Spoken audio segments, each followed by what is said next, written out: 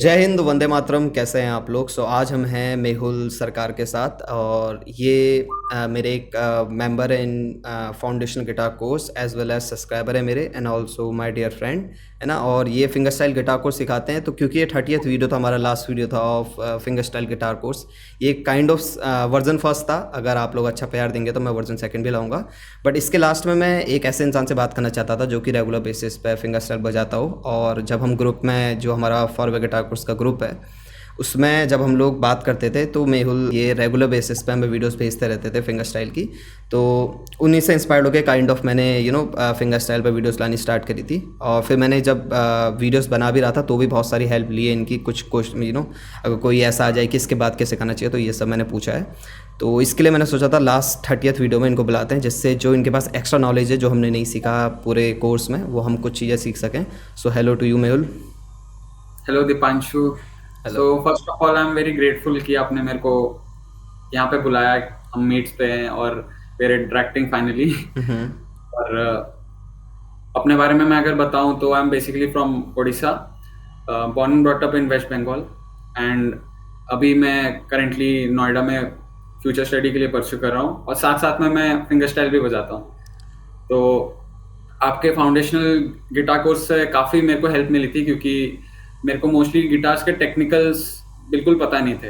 कैसे बजाना है, कैसे प्रोसीड करना है, मतलब नॉर्मल सोलोस बजाना भी काफ़ी मुश्किल लगता था मेरे को। और जब मेरे को टेक्निकल्स पता चलने लगे, कैसे कॉर्ड्स को कंबाइन करना है सोलोस के साथ, कैसे उसमें परकशन लाना है, तो वो सारे टेक्निक्स मैं कंबाइन करता चला गया और सीखता गया।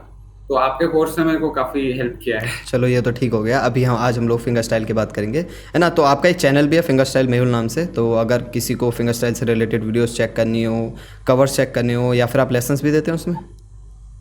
लेसन्स अभी नहीं देता, बट ऑन फ्यूचर मैं श्योरली डाला करूँगा। चलो बिल्कुल, जो भी इंटरेस्टेड हो फिंगर स्टाइल में वो जरूर चेक करें। फिंगर स्टाइल मेहुल, डिस्क्रिप्शन में लिंक मिल जाएगा। बाकी क्वेश्चन स्टार्ट करते हैं, ठीक है, फिंगर स्टाइल से रिलेटेड। तो एक क्वेश्चन जो बहुत इंपॉर्टेंट था, और मैंने आपकी वीडियोस में भी बहुत ज़्यादा बार देखा है कि आप प्ले करते हो उस चीज़ को, that is thumb slap technique, right. और प्रिकॉसिव बेसिकली एलिमेंट, जिसमें हम लोग, मैंने सिर्फ इस वाले कोर्स में थंब स्लैप टेक्निक यूज़ करी थी। बाकी हम लोग बेस भी बजाते हैं, राइट, विद दिस प्लेस, है ना।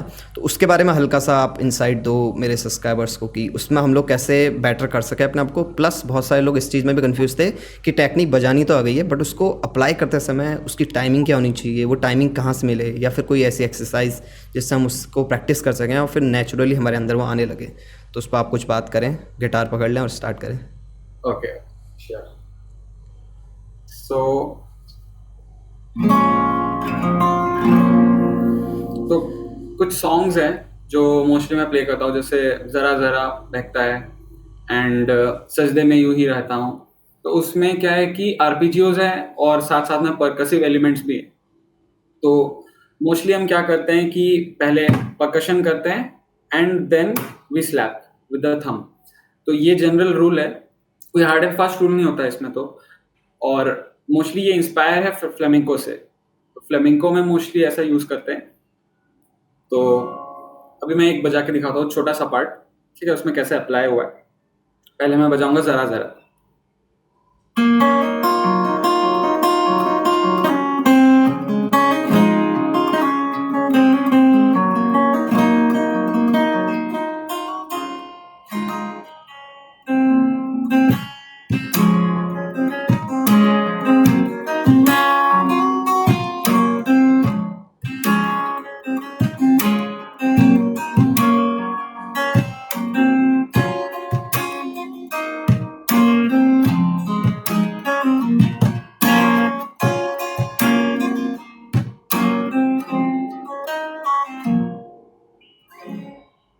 तो ये छोटा सा पार्ट था जिसमें मैंने स्टार्टिंग किया आरपीजीओ से, बट लेटर मैंने उसमें परकशन ऐड किया ये वाले पार्ट में।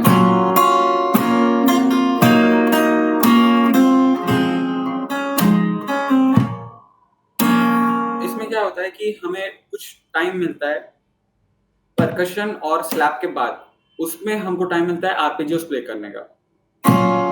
तो मैं इस केस में क्या कर रहा हूँ कि मैं परकशन के साथ फिंगर्स भी कंबाइन कर दे रहा हूँ। अच्छा, एक कॉर्ड टाइप बजा लिया उसके साथ ऐड कर एक लिया। कॉर्ड टाइप बजा लिया। तो जिस टाइम पे परकशन हो रहा है उस टाइम पे मैं यहाँ से प्लग कर रहा हूँ। तो इस केस में क्या हो रहा है, 4 3 2 स्ट्रिंग्स को मैं एक साथ बजा रहा हूँ when I am doing the percussion. फिर मैं सोलो बजा रहा हूँ फर्स्ट स्ट्रिंग ओपन। तो काइंड ऑफ ऐसे करके ऑल्सो विद स्लैप तुमने सारी स्ट्रिंग्स बजाई, राइट? कि जो हाँ स्लैप करते ही सारी स्ट्रिंग्स फिंगर्स खोल दी। हाँ, तो स्लैप करते टाइम ये 3 फिंगर को मैंने खोल दिया। देन ऐसे किया। तो इसमें क्या है, जो हम सेम चीज पिक से करते हैं उसको मैंने कन्वर्ट कर दिया ये दो से और ये दो से। तो जैसे आपके फाउंडेशनल गिटार कोर्स में दिया हुआ था, आप पिक में यूज करते थे फॉर फिंगर स्टाइल, मतलब for any exercises, down up ऐसा था। तो इसमें हम जब कोई सॉन्ग्स में आरपीजियो बज रहा है और अचानक से सोलो आता है तो उसमें we can use thumb and index finger. इसमें डाउन हो जाएगा थंब और अप हो जाएगा इंडेक्स फिंगर।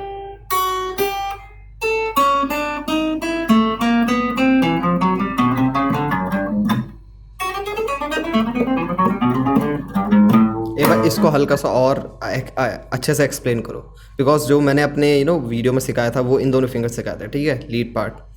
Sure. बट आप कह रहे हो थंब और इंडेक्स से, तो इसको हल्का सा एक्सप्लेन कर दो, बिकॉज बहुत सारे लोगों को ये चीज़ वर्क नहीं करेगी, तो उस टाइम पे ये वाला टेक्निक काम आ सकती है, राइट? तो एक बार इसको हाँ हल्का सा और अच्छे से एक्सप्लेन कर दो। हाँ, तो मोस्टली क्या होता है, जनरली फ्लेमेंको में बोलते हैं इसको पिकाडो। तो पिकाडो ऐसा होता है कि ऐसा करके चलता है। और फिंगर स्टाइल में क्या होता है, फिंगर स्टाइल में जनरली क्योंकि ज्यादा फ्लेक्सिबल होना पड़ता है और इसमें काफी शार्प आवाज आती है, काफी शार्प आ रही है जैसे कि आप सुन पा रहे हैं। बट अगर मैं करूँ सेम चीज थंब और इंडेक्स से तो काफी सॉफ्ट निकल के आएगी कंपेयर टू दिस। इसमें काफी शार्प आ रही है आवाज। तो मोस्टली फ्लेमेंको और फिंगर स्टाइल में यही डिफरेंस आ जाता है कि सॉफ्ट मोस्टली इमोशनल सॉन्ग्स बजाने के लिए थंब और इंडेक्स फिंगर यूज हो जाता है। तो फॉर एग्जांपल एक गाना मैं बजा रहा हूँ तू जो मिला, उसमें कॉर्ड्स के पार्ट और सोलोस दोनों है। तो अभी मैं बजा रहा हूँ।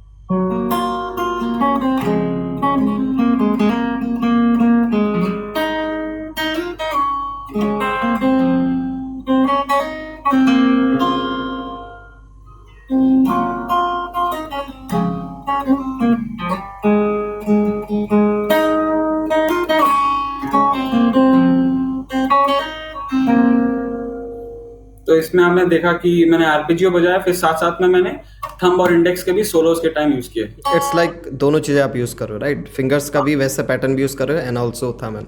हाँ, तो ये चीज़ आप लोग भी कर सकते हो, राइट? जो भी सब्सक्राइबर्स देख रहे हैं कि जब आपको फ्लेक्सिबिलिटी हो फिंगर्स यूज़ करने की, then you can use fingers. And जब आपको ऐसा लगे कि हाँ थंब की बेस की नीड नहीं है, तो तब आप लीड जस्ट प्ले करने के लिए इसको ऐसे कर सकते हो। इसमें भी मैंने एक चीज़ देखी कि आप थंब को हल्का सा आगे रख रहे हो एंड फिंगर को पीछे रख रहे हो, तो वो हल्का सा समझा दो, बिकॉज इसको एक साथ ऐसे प्ले करना सिंगल स्ट्रिंग को is kind of difficult, right? तो सिंगल स्ट्रिंग को एक ही जगह पे कैसे, वो जो 1 2 3 4 वाली आपने एक्सरसाइज की ना, तो आपका थंब आगे था, फिंगर पीछे थी, तो उसको एक बार अच्छे से एक्सप्लेन कर दो। हाँ श्योर। तो in case of any swallows जब हम बजाते हैं तो जनरल प्रैक्टिस क्या होता है लोगों का कि इंडेक्स फिंगर जो है वो सामने आने लगता है बजाते टाइम। अगर भी नॉर्मली किसी को सिखाया जाए, वो नेचुरल टेंडेंसी होता है कि वो बजाते बजाते ऐसे बजाने लगे, बट उसको हमको फोर्सिबली इंडेक्स फिंगर को पीछे रखना चाहिए और ये लाइक अ पिक आगे रखना चाहिए। इससे क्या होता है कि ज्यादा ग्रिप मिलता है, तो उस ग्रिप से you can play it easily. Also gap भी मिल रहा है जिससे ये मूवमेंट दे सके ना। ठीक हो गया। ओके, सो और कुछ बताने की कोशिश करो, और कोई अगर आप चीज़ ऐड करना चाहो to this course, to the subscribers. Sure. तो एक और गाना मैं बजा सकता हूँ जिसमें आरपीजियो का यूज हुआ है।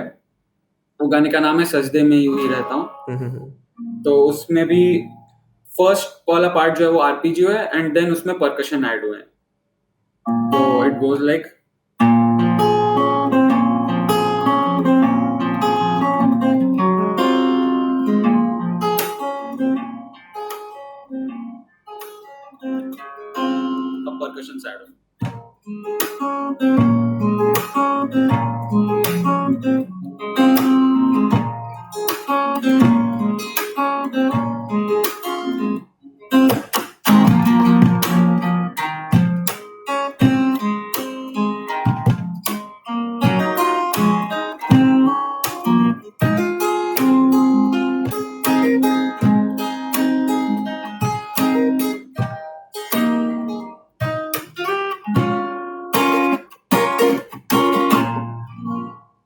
बहुत ही शानदार, बहुत ही शानदार।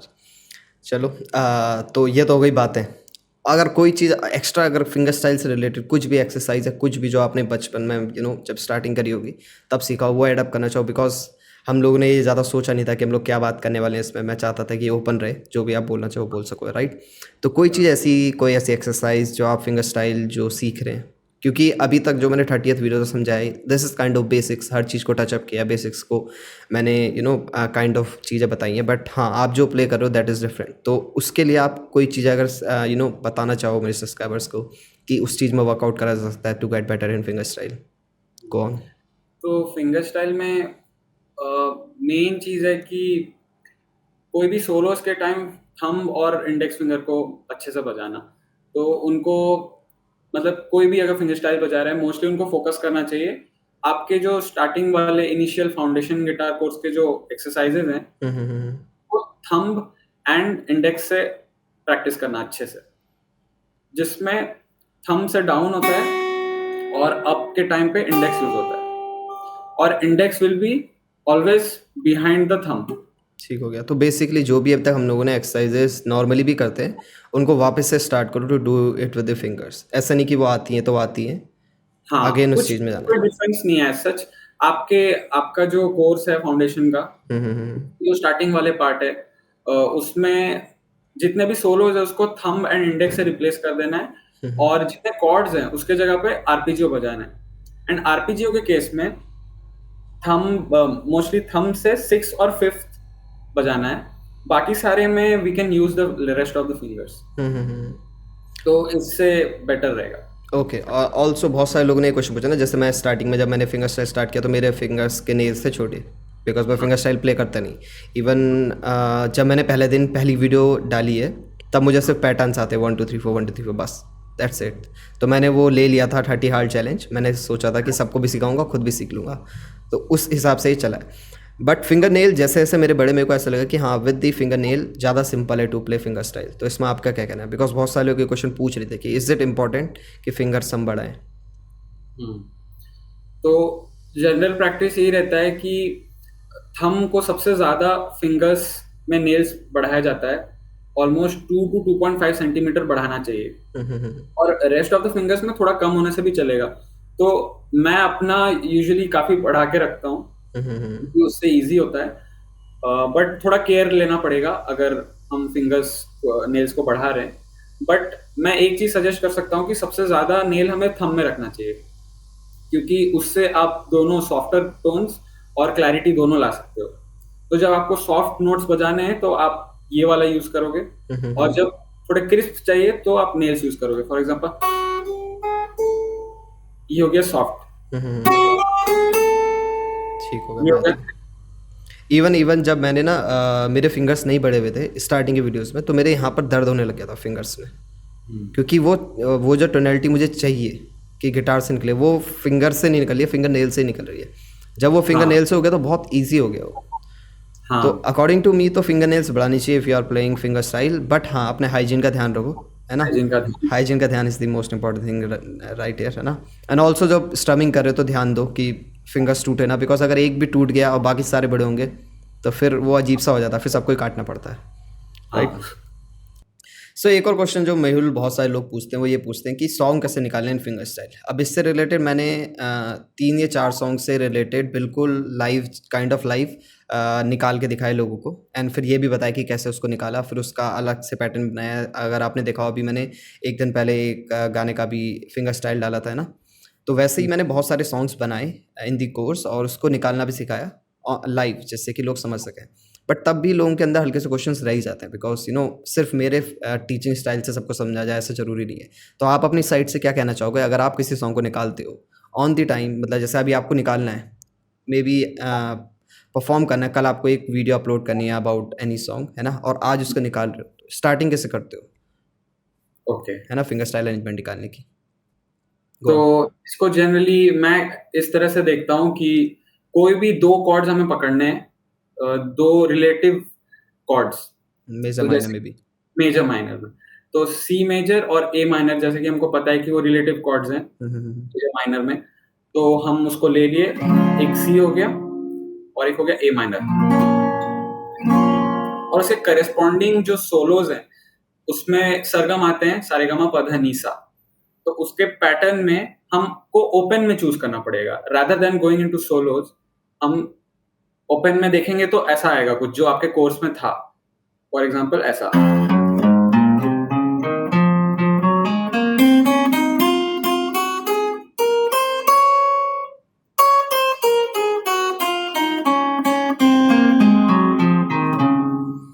तो इसको कंबाइन कर सकते हैं हम कॉर्ड्स के साथ।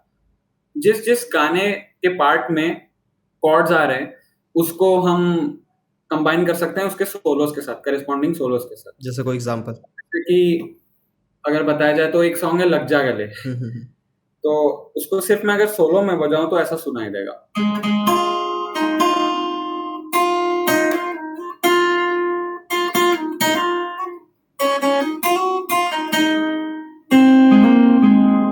काइंड ऑफ ऐसा। बट अगर मैं सेम चीज फिंगर स्टाइल में करता हूं तो मैं वही नोट्स यूज करूंगा, बट उससे पहले मैं कॉर्ड्स के फुल नोट्स लगा दूंगा। तो ये स्टार्टिंग का पार्ट था, ऐसा था। But in case of only one note मैं और दो नोट्स ऐड कर रहा हूं। तो क्योंकि ये अगर हम देखेंगे सरगम के थ्रू ये प था, तो मैंने सा और ग ऐड कर दिया उसमें ताकि वो एक अच्छा, कॉर्ड बन जाए, tried type. Tried type.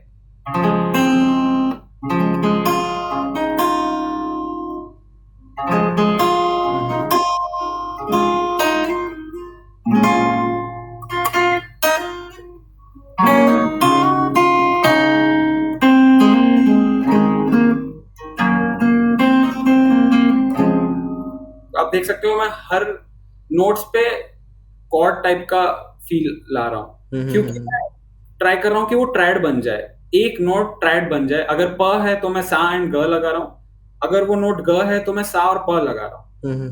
But मैं बेसिकली ट्राई कर रहा हूँ कि उसको कंप्लीट साउंड देने का rather than only one note. तो मेन फोकस यही रहना चाहिए। ओके, तो आपका ये है कि जैसे सपोज सी में सागापा हो गया सपोज, है ना, जो कि हो गया सी ई जी हो गया, तो आप इन तीनों में से कोई सा भी नोट आते हो तो आप सी कॉर्ड लगा देते हो हाँ। और उसको कंप्लीट बजा देते हो। हाँ। जो मेरी टर्मिनोलॉजी है उसमें मैं क्या करता हूँ, जिस पॉइंट पे जो कॉर्ड आ रहा है उसी के जैसे सपोज सी पकड़ का मैंने और उसमें नोट्स आ रहे हैं डी ई, और उस टाइम पर पूरे टाइम सी कॉर्ड बज रहा है, तो मैं पूरे टाइम सी ही कॉर्ड के साथ वर्क करूंगा, बट उसमें डी और ई अपने जैसे हाँ। पिंकी फिंगर या उससे ऐड कर दिया, तो मेरा वो है। बट हाँ, ये एक नई टर्मिनोलॉजी है जो हमने सीखी है ना, कि मेहुल सर ने बताया कि कैसे हम लोग, जरूरी नहीं कि जिस टाइम पर जो कॉर्ड लग रहा है वही लगाना है, नोट के हिसाब से भी हम लोग कोड लगा सकते हैं। सपोज अगर आपका सागा पा में से पा आ रहा है तो आपने सागा लगा दिया, बिकॉज वो गलत नहीं होगा क्योंकि वो स्केल के अंदर का ही कॉर्ड है। And if you are talking about C major scale, तो सागा पा में जो अगर आप सी मेजर कॉर्ड लगा रहे हो तो इट्स दी स्केल, तो वो तो कभी गलत लग ही नहीं सकता, राइट? तो ये एक अच्छा पॉइंट था। कर सकते हैं कि हम सॉन्ग के टोन को भी पहचान सकते हैं। अगर सॉन्ग थोड़ा सैड जा रहा है तो हम ट्राई करेंगे मोस्टली माइनर की तरफ शिफ्ट होने का, उसमें सा ग प रहेगा बट ग कोमल हो जाएगा। तो हम मोस्टली ट्राई करेंगे कि वो कॉर्ड ए माइनर में रहे और एफ में रहे लिमिटेड। बट जब वो पॉजिटिव या थोड़ा हैप्पी टाइप साउंड करेगा तब हम सी लगाने का ट्राई करेंगे, और सी के साथ जी लगाने का, हाफ जी या फुल लगा सकते हैं। ठीक हो गया। ये चीज़ मैंने भी करी थी अभी कुछ दिन पहले। मैंने एक स्पीड रन किया था कि मैं एकदम दिखा सकूँ कि कैसे मैं निकाल लूँ, है ना। तो उस पर हमने सॉन्ग लिया था, अब मैं भूल चुका हूँ कौन सा सॉन्ग था, बट हाँ उसमें जो कॉर्ड्स आ रहे थे वो आ रहे थे B minor and D minor, जिसकी जगह मैंने क्या करा, डी मेजर और सी मेजर और डी मेजर लगाने की कोशिश करनी, एफ और जी में भी ऐसा कुछ था। मतलब मैंने उन कॉर्ड्स को माइनर की जगह मेजर बनाने की कोशिश करी क्योंकि वो सॉन्ग काइंड ऑफ ज़्यादा हैप्पियर फील दे रहा था। तो फिंगर स्टाइल में वो चीज़ बहुत अजीब सी साउंड करी थी जब मैं वो रियल कॉर्ड लगा रहा था उस टाइम पे। जिस टाइम पे डी माइनर बजा तो डी माइनर बजा रहा था, बड़ा अजीब सा लग रहा था, है ना। तो मैंने उसकी जगह मेजर वाला ही लगाने की कोशिश करी क्योंकि वो ज़्यादा अच्छा फील दे रहा था। अच्छा, अब मुझे याद आ गया क्या था वो, सी मेजर की जगह ए माइनर कॉर्ड था, विच इज़, है ना, सी मेजर ए माइनर, बस एक नोट का फ़र्क आ जाता है, राइट। तो वो था, और बाकी दूसरा था D major and B minor, जो कि भी दोनों एक ही जैसे कॉर्ड्स होते हैं, है ना। तो मैंने उसमें लगा था ए माइनर बी माइनर, मैंने उसके लगाया सी मेजर डी मेजर, तो वो ज़्यादा अच्छा साउंड करता था फिंगर स्टाइल। तो उसके बारे में हमने बात भी करी थी। चलो, it was nice having you Mehul, और मेहुल को चैनल को सब्सक्राइब कर लो। और ये जो सारे सॉन्ग्स इन्होंने बजाए, ये सारे सॉन्ग्स के अच्छे से कवर्स, और मे भी आगे जाके फ्यूचर में मेहुल भाई अपने स्टार्ट करेंगे लेसन्स डालना भी, तो उसके लिए भी आप पहले से ही प्रिपेयर रहेंगे। उनके चैनल को अगर सब्सक्राइब कर देते हैं तो लिंक्स मिल जाएंगे डिस्क्रिप्शन में। और बाकी यस मेहुल, कुछ एंडिंग रिमार्क्स देने हो बिफोर क्लोजिंग दिस? मैं तो यही बोलूंगा कि आपके साथ इंटरेक्ट करना बहुत अच्छा लगा मुझे, और काफी सीखने को मिला है। आपके ग्रुप्स में भी काफी सारे पोस्ट आते हैं लोगों के, वहाँ पे हम इंटरेक्ट करते हैं और लोगों से सीखने को मिलता है। मुझे खुद काफी डालने का मन करता है वीडियोस वहाँ पे। एक बज़ रहता है हमेशा कि ग्रुप में डालना है कुछ, तो वो मेरे को बहुत पसंद है, बार बार वीडियो डालना। और आपके वीडियोस तो आते ही रहते हैं, तो हम लर्निंग करते रहते हैं उससे। काफी ठीक अच्छा है लगा। भाई, चलो ठीक है, मिलते हैं कभी और किसी वीडियो में। अगर किसी ने कहा कि सेकंड पार्ट लेके आओ मेहुल के साथ किसी स्पेसिफिक टॉपिक में, तो आपको जरूर बुलाएंगे वापस, ठीक है। फॉर नाउ मिलते हैं आपसे, ठीक है। मिलते जय हैं। हिंद, जय भारत, जय हिंदुस्तान, बाय बाय।